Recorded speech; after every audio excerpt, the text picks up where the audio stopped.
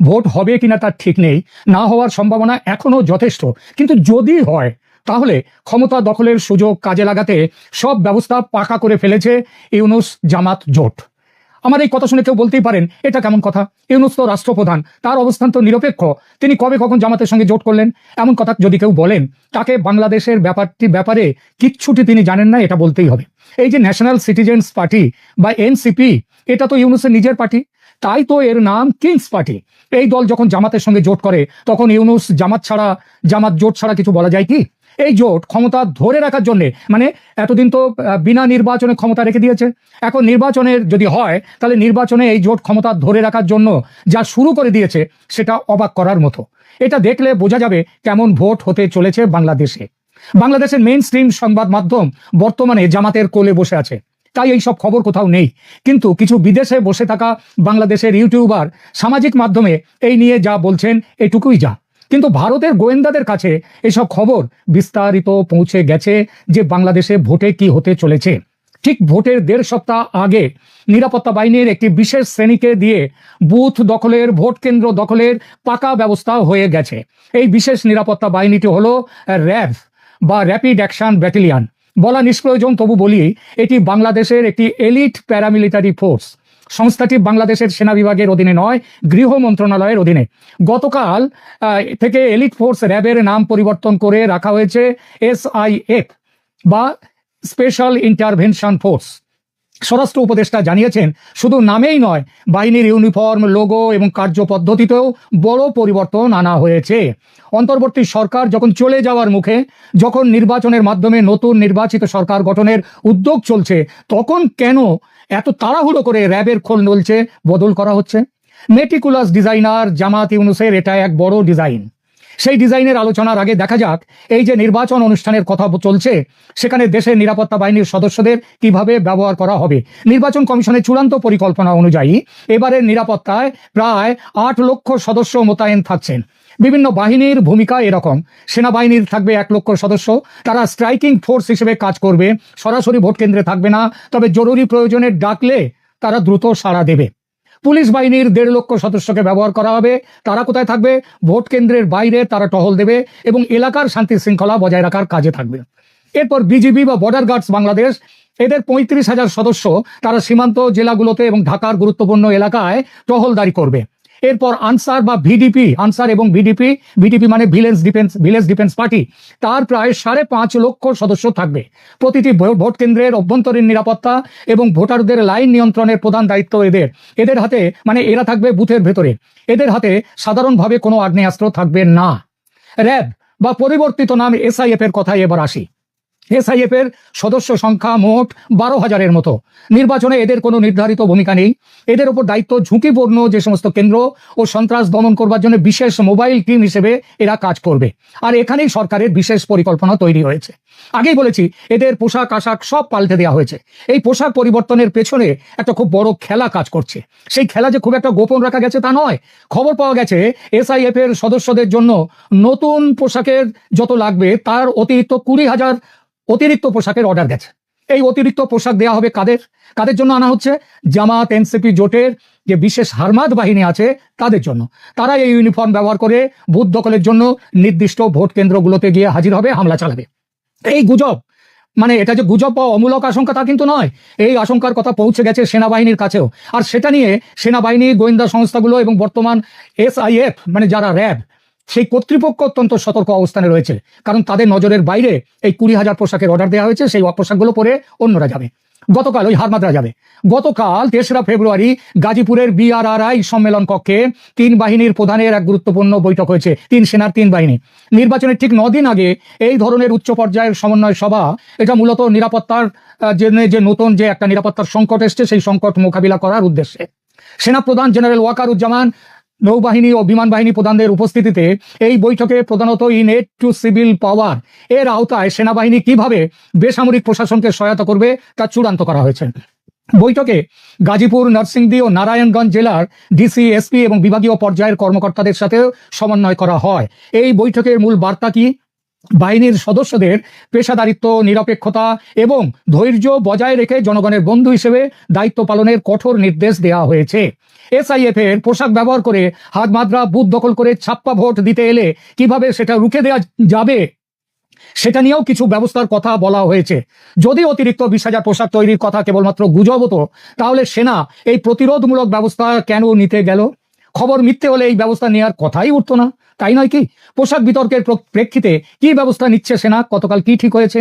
গতকাল জেনারেল ওয়াকারুজ্জামানের সভাপতিত্বে সেনাবাহিনীর অফিসাররা গাজীপুর বৈঠকের সূত্র ধরে সিদ্ধান্ত নিয়েছে যে এসআইএফ এবং সেনাবাহিনীর নতুন ইউনিফর্মে বিশেষ হলোগ্রাম এবং কিউআর কোড সম্বলিত ডিজিটাল আইডি থাকবে। ফলে কোনো সিভিলিয়ান বা ক্যাডার তারা যদি বাহিনীর পোশাক পরে জালিয়াতি করতে চায়, তাৎক্ষণিকভাবে তাদের শনাক্ত করা সম্ভব হবে। কি বোঝা গেল সেনার এই সিদ্ধান্ত থেকে? বোঝা গেল পোশাক বিতর্ক, ওই 20,000 নতুন পোশাক, এক্সট্রা পোশাক তৈরি করে হারমাদদের দিয়ে দেওয়ার যে খবর, এটা কেবল ভিত্তিহীন খবর নয়, এটা বাস্তব। কিন্তু কথা হলো, সর্ষের মধ্যেই যেখানে ভূত, সেখানে ভূত তাড়াবে কে? প্রশ্ন ওঠে, কে এই হলোগ্রাম লাগাবে? সেনা নাকি সরকারের স্বরাষ্ট্র দপ্তর? কে এই জালিয়াতি ধরবে? কিভাবে ধরবে? এসব প্রশ্নের কোনো সদুত্তর নেই। অর্থাৎ মেটিকুলাস ডিজাইন নিয়ে প্রশ্ন উঠে যেতেই চোখে ধুলো দেওয়ার চেষ্টা শুরু হয়ে গেছে। মনে রাখতে হবে, দেশে মোট ভোট কক্ষ মানে বুথ আছে 2,44,649টি, আর ভোট কেন্দ্র আছে, অর্থাৎ এই বুথগুলো যে ভোট কেন্দ্রে, অনেক ভোট কেন্দ্রে একাধিক বুথ সেখানে আছে, ভোট কেন্দ্র মোট আছে 42,761টি। মোট ভোটার দেশে আছে 12,77,11,895 জন। তার মানে গড়ে প্রতিটি ভোট কেন্দ্রে প্রায় 3,000 ভোটার ভোট দেবেন এবং প্রতিটি বুথে গড়ে 5 থেকে 600 ভোটারের ব্যবস্থা রাখা হয়েছে। সারা দেশের ভোট কেন্দ্রগুলোকে 3টি ক্যাটেগরিতে ভাগ করা হয়েছে। লাল মানে অতি ঝুঁকিপূর্ণ বা হাইপার সেন্সিটিভ, হলুদ মানে ঝুঁকিপূর্ণ বা সেন্সিটিভ, এবং সবুজ মানে সাধারণ। নিরাপত্তা সূত্র মতে 42,761টি ভোট কেন্দ্রের মধ্যে হাইপার সেন্সিটিভ ভোট কেন্দ্র প্রায় 21,000, সেন্সিটিভ বা ঝুঁকিপূর্ণ ভোট কেন্দ্র প্রায় 16,359, আর নর্মাল বা সাধারণ ভোট কেন্দ্র মাত্র 5,000-এর মতো। এতেই বোঝা যাচ্ছে কোন উত্তেজনাকর পরিস্থিতির মধ্যে ভোট হতে চলেছে বাংলাদেশে। তিনি যেভাবে তুলে ধরলেন যে মৌলবাদীদের মূল উদ্দেশ্যটা কি, মৌলবাদীরা কখনোই নারীর উত্থান, নারীর ক্ষমতায়ন, নারীর রূপ, নারীর গুণ, নারীর কথা, নারীর কাজ পছন্দ করে না, করতে পারে না। তারা মানসিকভাবে বিকারগ্রস্ত। সাধারণত মৌলবাদীরা বিকারগ্রস্ত হয়ে থাকে, তাই তো তারা বলে যে নারী প্যান্ট পরলে ভূমিকম্প হয়। সেটা বাংলাদেশের জামাত ইসলাম বলেন, আর হেফাজত ইসলাম বলেন, আর পাকিস্তানের জামাত ইসলাম বলেন, তারা সংসদে দাঁড়িয়ে বলে যে নারী প্যান্ট পরে বলে ভূমিকম্প হয়। তো এই সমস্ত নির্বোধেরা, আমাদের মা, আমাদের বোন, আমাদের কন্যা, তারা চাকরি করলে, তারা ক্ষমতায়, তাদের ক্ষমতায়ন ঘটলে এরা তো হতভম্ব হবে, বিস্মিত হবে, এরা ভয় পেয়ে যাবে। আর এদের শিক্ষাটা কে দেয়?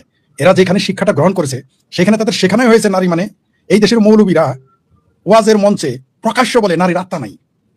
এই দেশের ওয়াজের মঞ্চে নারীরা, রাজ্জাক বিন ইউসুফ, যাকে কেউ খবিশ বলে, রাজ্জাক বিন খবিশ বলে, সে এও বলেছে যে নারীদের জন্মই হলো পাপ, নারী জন্মই নাকি পাপ। এরা এরকম জঘন্য চিন্তা চেতনা নিয়ে এরা চলে। তো এই সমস্ত মানুষ যখন রাজনীতিতে আসবে, তারা ডাক্তার হোক, ইঞ্জিনিয়ার হোক, এই যে শফিক, তিনি কিন্তু মৌলবী না, তিনি ডাক্তার, কিন্তু চেতনাটা তার ওই কওমি মাদ্রাসার হুজুরের মতো। আমি বারবার উদাহরণ দিই, আমি একটা রিলিজিয়াস আলোচনায় ছিলাম বাংলাদেশে, সেখানে দেশের রাষ্ট্রদূতরা ছিল এবং বাংলাদেশের বুদ্ধিজীবীরা ছিল। সেখানে রাজশাহী বিশ্ববিদ্যালয়ের, অনেক আগের কথা মনে নাই, রাজশাহী বিশ্ববিদ্যালয়ের একজন অধ্যাপক দুঃখ করে বলেন, এটা আজকে থেকে 20 বছর আগের কথা, তাহলে এখন দেশের অবস্থা কি? আমি 15 থেকে 20 বছর আগে, 20 বছর আগে, 15 না 20 বছর আগে তার মুখে শুনে তিনি বলেছেন সবার সামনে যে একটা মসজিদের খাদেমের সামাজিক যে গ্রহণযোগ্যতা আছে, আমি ইউনিভার্সিটির একজন প্রফেসর, আমার তা নাই। কত দুঃখ করে কথা বলেছেন। মানে মৌলবাদ 20 বছর আগে এরকম শেকড় বেড়ে বসেছিল, আর এখন তো খোদ মৌলবাদ ক্ষমতা দখল করে বসে আছে। এটা আমার কথা না, মৌলবাদ ক্ষমতা দখল করে বসে। তারেক রহমানের কন্যা খালেদা জিয়ার নাতনি বলেছেন, যেটা হচ্ছে জামাত নিয়ন্ত্রিত ইউনূস সরকার। আমি ফরিদ যদি বলতাম, আমাদের বিশ্লেষক সাহেব বললে, আপনি বললে আমাদের তাহলে দোষর বানিয়ে ফেলবে। এটা খালেদা জিয়ার নাতনি বলেছে, এটা জামাত নিয়ন্ত্রিত ইউনূস সরকার। আমি নাম দিয়েছি এটা পাকিস্তানের জামাত নিয়ন্ত্রিত ইউনূস সরকার। আমি একটু যুক্ত করে দিয়েছি আর কি। তো এই যারা নারী বিদ্বেষ, এই যে বললাম যে কমরেড হায়দার আকবর খান রনো, এটা বারবার আমি উদাহরণ দিই, তিনি বলেছিলেন বাংলাদেশ না, পৃথিবীর মুসলিম মৌলবাদীদের 4টা স্তম্ভ, তার একটা হচ্ছে নারী বিদ্বেষ। নারী বিদ্বেষ তো তাদের থাকতেই হবে। এই যে ডক্টর শফিক, ডাক্তার শফিক, সে নারীদের বেশ্যা বলবেন, মিনিমাম কম হচ্ছে তার স্ত্রী তো একজন চাকরিজীবী, তার স্ত্রীও কি বেশ্যা? শিবির যারা করে তাদের মা বোন কেউ চাকরি করে না, তারা কি বেশ্যা? আর তাহলে তাদের যদি বেশ্যাই বলা হয়, যে আমাদের বিশ্লেষক বললেন যে শহীদুল আলম সাহেব, তেতুল হুজুরের গার্মেন্টসের নারীদের কি গালি না দিয়েছে, এতে ব্যভিচারী বলেছে, এদেরকে তেতুল, নারীদের তেতুল সাথে, আবার তাদের কাছ থেকে চাঁদা নিয়ে তো মসজিদ মাদ্রাসা বানায়, তখন নারী বেশ্যা থাকে না, তখন নারী খুব ভালো। এই হচ্ছে বাংলাদেশের মৌলবাদী শক্তির প্রচারণা। এরা নারী শক্তিকে এই জন্য ভয় পায়, কারণ নারী শক্তি আসলে গণতন্ত্র প্রতিষ্ঠিত হয়, নারী শক্তি আসলে শিল্প, সাহিত্য, সংস্কৃতি, শিল্পকলা সামনে চলে আসে। তো মৌলবাদীদের চোখে তো শিল্পকলা, সাহিত্য, সঙ্গীত, বিজ্ঞান, এটা তো তাদের জন্য বিপজ্জনক, তারা ভাতে মারা যাবে। মূলত অর্থনীতি এখানে। আপনি দেখেন নারীদেরকে যেভাবে তারা বক্তব্য দিয়েছে, নারীদের কর্মজীবী, নারীদের বেশ্যা বললো। আমি অবাক বিস্ময়কর ভাবে লক্ষ্য করলাম যে এর আগে জামাতের আরেক নেতা বিশ্ববিদ্যালয়ের ছাত্রীদের বলেছিল তারা পতিতা। আমি অবাক হয়ে লক্ষ্য করলাম এই দেশের প্রগতিশীল নারীরা হ্যাঁ এখন কিছুটা প্রতিবাদ হয়েছে, সেটা হলো নামমাত্র, এটা প্রতিবাদের ভাষা পড়ে না। ধরেন আজকে বিএনপির কোন নেতাই কথা বলেছে নারীদের পতিতা বলেছে, ধরেন আওয়ামী লীগের বলেছে, এতক্ষণ তো বাংলাদেশে সয়লাভ হয়ে যেত, বন্যা হয়ে যেত মিছিলে। কেন মিছিল হচ্ছে না এখন? ডালমে কুস্ত কালা হায়। শেখ হাসিনা শুধু বলেছিলেন আমি কি রাজাকারের নাতিপুতিদের চাকরি দেবো, এতেই তারা রাত 1টা 12টা মিছিল করে ফেললো, তুমি কে আমি কে, রাজাকার রাজাকার। এখন তো মিছিল করে না, তুমি কে আমি কে, বেশ্যা বেশ্যা বলে না তো। ডালমে কুচকালা হায়। কিন্তু বাংলাদেশের জনগণ এগুলো দেখতেছে, বাংলাদেশের সাধারণ মানুষ এগুলো দেখতেছে, বহির্বিশ্ব এগুলো দেখতেছে। জামাতের যে স্বরূপ, 71 তারা নারীকে গনিমতের মাল বলেছিল তার জামাত এবং তার সহযোগী শক্তিরা, তেমনি এই 2026 সালে এসে নারীকে কখনো বিশ্ববিদ্যালয়ের ছাত্রীকে বলে পতিতা, কখনো জামাতের আমির বলে কর্মজীবী নারী হচ্ছে বেশ্যা। আবার কত বড় বদমাইশ বলে যে তার আইডি, তার পোস্ট হ্যাক হয়ে গেছে। হ্যাক হওয়া জিনিস পাওয়া যায় না, আমরা যে কিছু বুঝি না একেবারে, আমরা কি ভাত মাছ খাই না, আমরা কি ওই বালু খাই, তাই মনে হয় আমাদের না? বাংলাদেশের জনগণকে জামাতকে চিরতরে বাংলাদেশ থেকে নিষিদ্ধ করে দিতে হবে। এরা শুধু স্বাধীনতা বিরোধী নয়, এরা আমার মা বোন, নারী বিদ্বেষী, সভ্যতা বিরোধী, শিল্প সাহিত্য বিরোধী, নারীর ক্ষমতায়ন বিরোধী। এরা দেখেন, এরা বারবার বলে ইসলামে নাকি নারীর ক্ষমতায়ন নাই, ইসলামে কৃষ্ণ নন্দী কিভাবে এমপি হবে জামাতের? এরা কত বড় বদমাইশ, এই চরিত্রগুলো প্রকাশ হয়ে গেছে। এরা শুধু 71-এর স্বাধীনতা বিরোধী নয়, এরা মানবতা বিরোধী তো বটেই, সেই সাথে এরা নারী বিদ্বেষী, নারী ক্ষমতায়ন বিদ্বেষী, সবকিছু, এরা যা কিছু সুকুমার সবকিছু বিরুদ্ধে। এদেরকে চিরতরে বাংলাদেশ থেকে রাজনৈতিকভাবে সাংবিধানিকভাবে নিষিদ্ধ করে দিতে হবে, যাতে বেনামে আবার না বানাইতে পারে। ওই ফ্রিডম পার্টি নাম দিবে, আবার এনডিপি নাম দিবে, সেনডিপি নাম, এগুলো যেন না আসতে পারে। সেই কাজ আমাদের করতে হবে, বাংলাদেশের জনগণ সেটা করবে।